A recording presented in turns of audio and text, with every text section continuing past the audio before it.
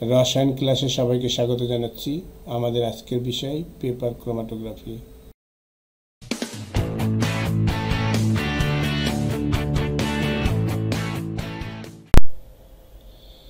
Paper chromatography 1903 সালে রুশ বিজ্ঞানী মিখাইল সোয়েট সর্বপ্রথম ক্রোমাটোগ্রাফি শব্দটি ইউজ করেন।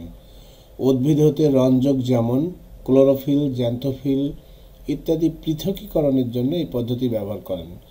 গ্রিক শব্দ ক্রোমা শব্দের অর্থ কালার, গ্রাফিন শব্দের অর্থ টু রাইট, অর্থাৎ ক্রোমাটোগ্রাফি মানে বর্ণ লিখন।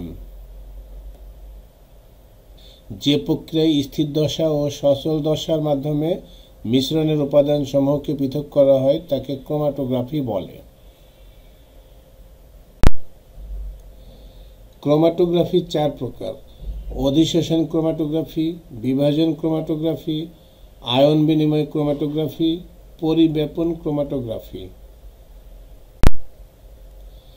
বিভাজন ক্রোমাটোগ্রাফি দুই প্রকার: পেপার ক্রোমাটোগ্রাফি ও গ্যাস ক্রোমাটোগ্রাফি।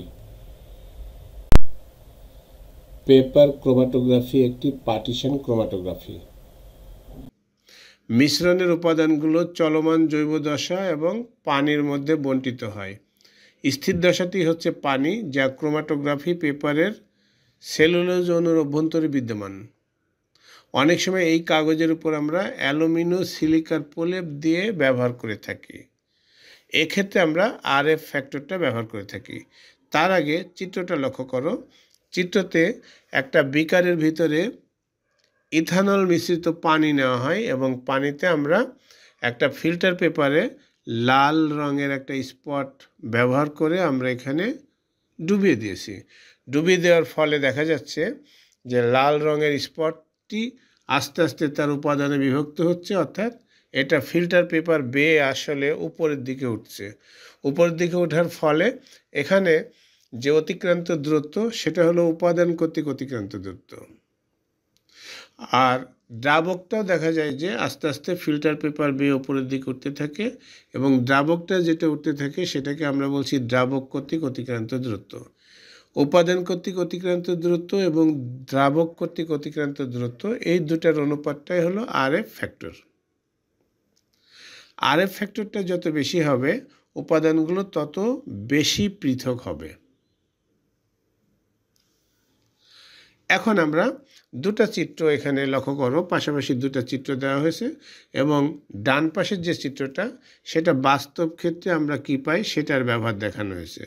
দুটা চিত্র এখানে ফিল্টার পেপার ব্যবহার করা হয়েছে, দেখো নিচে দ্রাবক ব্যবহার করা হয়েছে এবং এই দ্রাবকটা আসলে একটা মিশ্রণ, পানি এবং অ্যালকোহলের মিশ্রণ। এখানে কয়েকটা আমরা মার্কারি দিয়ে কয়েকটা স্পট দিতে পারি এবং স্পটগুলো আমরা কতটুকু উপরে উঠলো সেটা আমরা স্কেল দিয়ে আমরা মেপে দেখতে পারি। সেজন্য আমাদের নিচে যে বেজ লাইন আছে সেখানে আমরা প্রথমেই পেন্সিল দিয়ে আগে একটা দাগ দিয়ে নিব, তারপরে আমরা স্কেলের সাহায্যে উপরে আমরা দেখব জিনিসটা।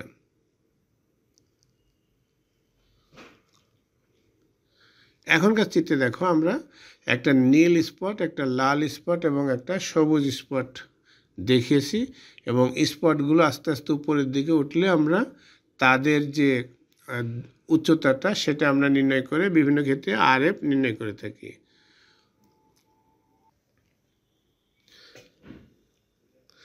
এখন আমরা বাস্তব ক্ষেত্রে একটা এক্সপেরিমেন্ট দেখব যে কিভাবে পেপার ক্রোমাটোগ্রাফিটা আমরা ব্যবহার করি।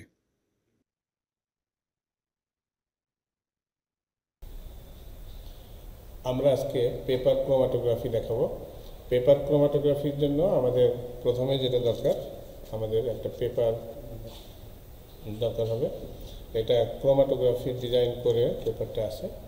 ক্রোমাটোগ্রাফি পেপার যদি না পাওয়া যায় তাহলে সেক্ষেত্রে আমরা ফিল্টার পেপার ব্যবহার করতে পারি। আমরা এই ক্রোমাটোগ্রাফি পেপারে প্রথমে আমরা পেন্সিল দিয়ে একটা দাগ দিয়ে নিই। পেন্সিল দিয়ে আমরা দাগ দিয়ে নিলাম। এখন এই দাগটাকে আমরা বেজ লাইন ধরে আমরা কোনো পদার্থকে আমরা আলাদা করব। কিভাবে আলাদা করব তবে দেখো যে আমরা জানি যে আমাদের যে মার্কার আছে এই মার্কারের কালিগুলো আমরা জানি জৈব যৌগ এবং এই কালিগুলো তোমার জৈব দ্রাবকে দ্রবণীয়।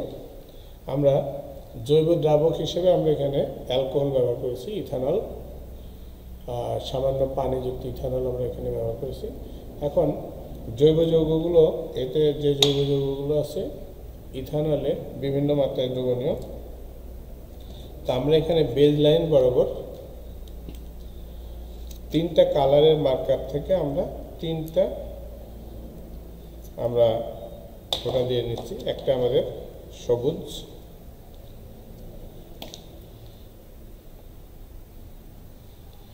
একটা আমরা দিচ্ছি নীল, একটা দিলাম নীল, আর একটা আমরা দিচ্ছি লাল।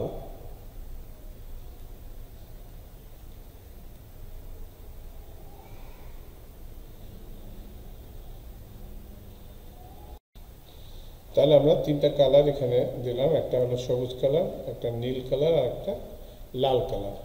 এখন আমরা এই কালারযুক্ত কালারগুলোকে আমরা যদি এখন ইথানলে আমরা ঝুলিয়ে দিই ইথানলে, তাহলে এই কালারটা ইথানলে বিভিন্ন মাত্রায় দ্রবণীয়।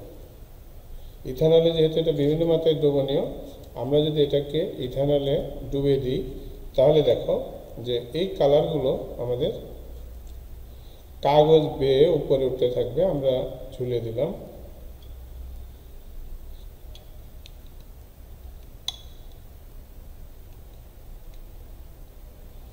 একটু অপেক্ষা করা লাগবে আমাদের।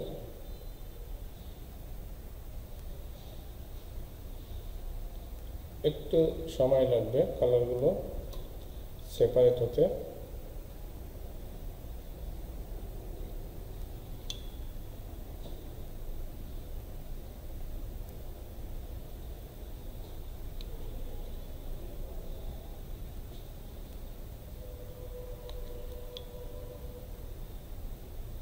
আমরা দেখাচ্ছি পেপার ক্রোমাটোগ্রাফি। আমরা একটু রেখে দিয়ে আরেকটা স্যাম্পল আমরা একটু দেখি।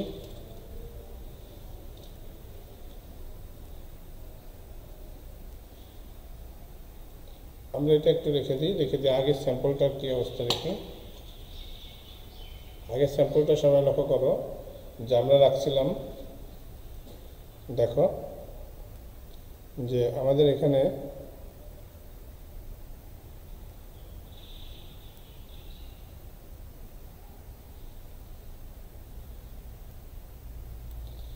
কালারগুলো লক্ষ্য করো। আমরা দেখছি যে লাল কালারটা সবচেয়ে বেশি উপরে উঠেছে, তারপরে নীল, তারপরে সবুজ কালার। এখন আমরা এই কালারগুলোর দৈর্ঘ্যগুলো মেপে আমরা আরএফ বের করতে পারবো। আরএফ বের করে এরপরে আমরা আরএফ থেকে আমরা ধারণা নিতে পারবো কতটুকু সেপারেট হলো, বা আমরা উপরে কালারগুলোকে আমরা কেসি দিয়ে কেটে নিতে পারি, কেটে আমরা আলাদাভাবে পরীক্ষা করতে পারি।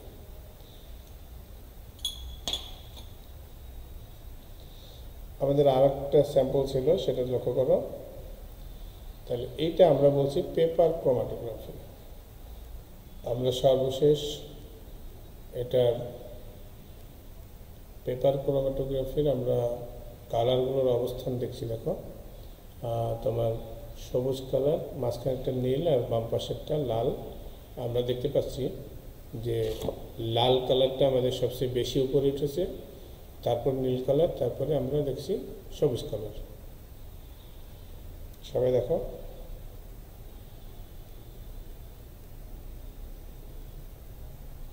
এটা হলো পেপার ক্রোমাটোগ্রাফি। আমরা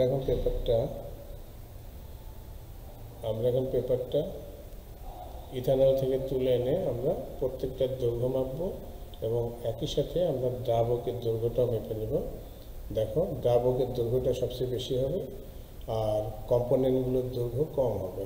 তারপর আমরা দুটার অনুপাত নিব। ধন্যবাদ।